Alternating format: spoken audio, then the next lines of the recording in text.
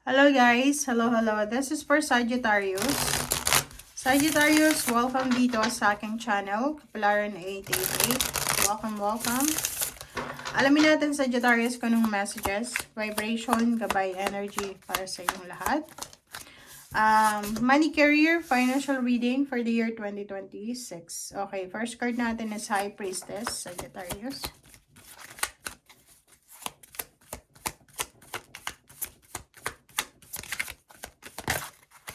Okay. Page of Wands, Ace of Pentacles.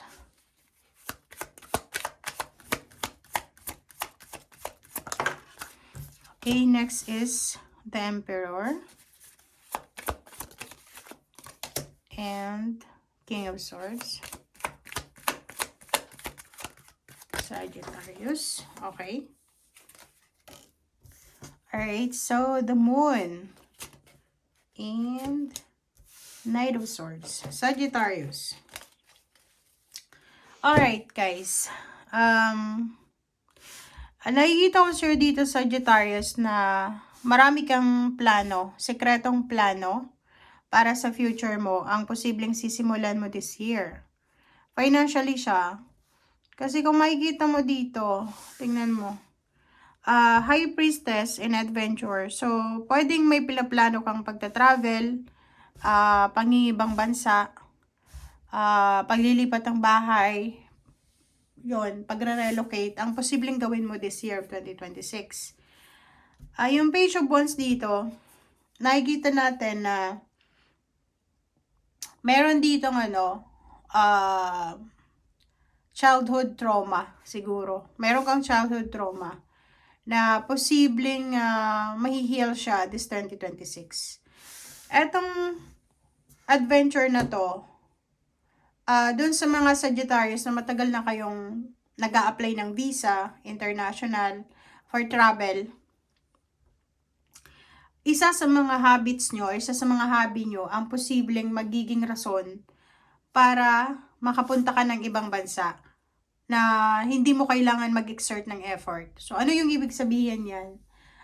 Sagittarius, if you're a vlogger or pwedeng, nagtatrabaho ka online, like mga virtual assistant or basta yung company nyo nasa ibang bansa, possible kayo na makapunta ng ibang bansa, international.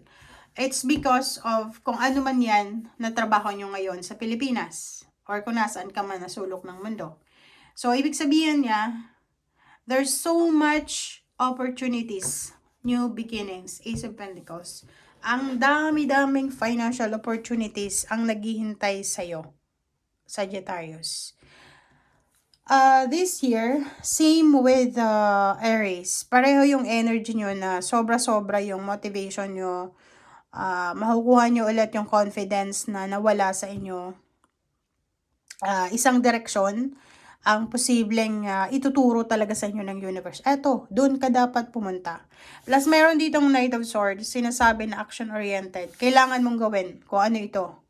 Like, yun na nga, nasa Pilipinas ka, gusto mong mag-apply ng trabaho, ilang beses na ilang taon ka nang nagpaplano, pero hindi mo ginagawa. This year, sinasabi ng barahan na you need to take action na. Gawin mo na siya as soon as possible. Kasi, masasayang yung momentum kasi sobrang confident ka simula January hanggang December.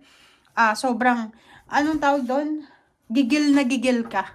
Okay, yun yung tamang word dito. Gigil na gigil ka simula January hanggang December na yumaman, mapromote sa trabaho, makapag-travel, sumakay ng eroplano, makalipat ng bahay, makapag-save ng pera. Ang daming kinagigigilan mo na financial blessing.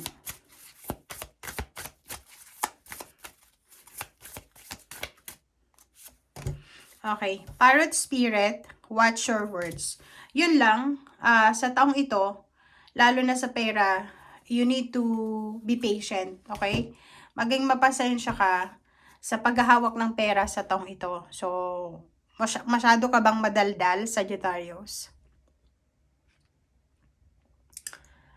Yung mga plano mo, like mga future plans, wag mo munang ipagkwento, ipagsasabi, ipagpo-post sa social media. Make sure na maging mapasensya ka. Kontrolin mo yung sarili mo. Kurutin mo yung kamay mo para hindi ka makapag-post or makapagkwento. Okay? Fact spirit, 'di ba? Sinasabi ng baraha, kailangan mong pag-isipan muna bago mo gawin. And starfish spirit, open to infinite possibility, 'di ba? So etong number 59 na to is lahat dito sa barahang to resonated to. Sinasabi na maraming magbubukas na unlimited possibilities, opportunities na naghihintay sa'yo this year. Wow! Ang galing naman. Sobrang ganda ng reading mo. Alright.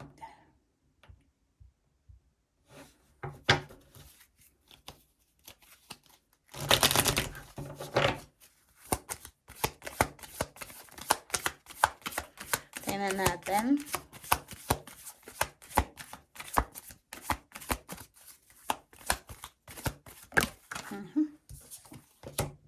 Good luck. Wow, good luck, good fortune. Ang posibleng darating sa'yo, 'di ba? Namnamin mo 'yan, nabaraha mo. So, sinasabi ng baraha sa'yo dito na eto yung year, Sagittarius, na sobra kang magiging swerte. Financial luck and fortune siya. Kaya nga, wag mo muna ipagkakwento. Yun lang yung problema dito is masyado kang madaldal. May promotion, salary increase, reclaiming of your power. May mga papasok sa bagong trabaho, bagong business. May makakakilala ng love life na milyonaryo, bilyonarya, parang ganon. Makaka-travel ka international this year kung gugustuhin mo. Okay? Hindi ko sinasabing magta-travel ka. Depende yun sa'yo kung gugustuhin mo. Kung ayaw mo, walang mangyayari. But this year is one of the luckiest year para sa'yo. So, grab the opportunity. Ngayong January pa lang, simulan mo na. Basta ang sinasabi dito guys, isa pa sa pwede mong mapagkukunan ng financial boost or financial blessings is yung mga hobbies nyo. Freedom. So, you will be free financially. You will be free emotionally.